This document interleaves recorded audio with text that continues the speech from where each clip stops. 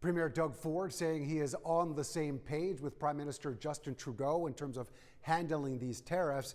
But no matter what kind of movement took place with those tariffs today, he continues to stand strong when it comes to Ontario's countermeasures.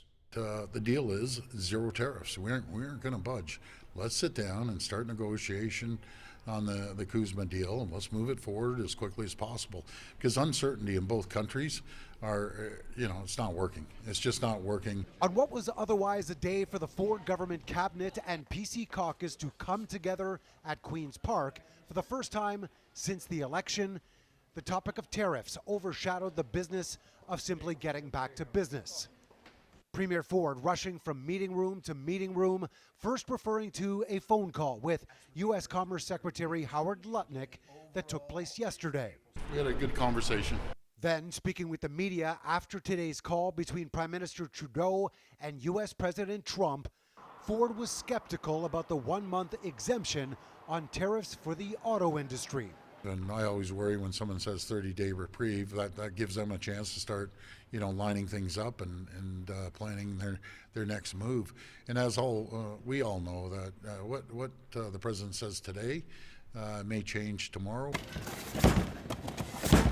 After announcing the removal of American alcohol from LCBO shelves on Tuesday, along with ripping up the deal with Elon Musk's Starlink, Ford continued to talk about the leverage he says Ontario has over other U.S. industries. There's many things that they need.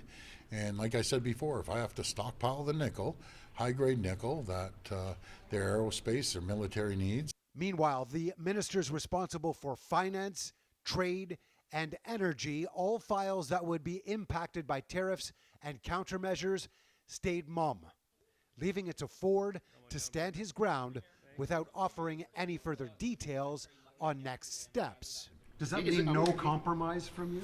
Well, on tariffs, zero compromise. This attack was not started by our country. It was started by President Trump. Ford also mentioning today that discussion among the premiers about an interprovincial trade program is coming along and that others are coming along quickly. Also saying that everyone seems to understand that it's economic wartime right now. Mark McAllister, City News.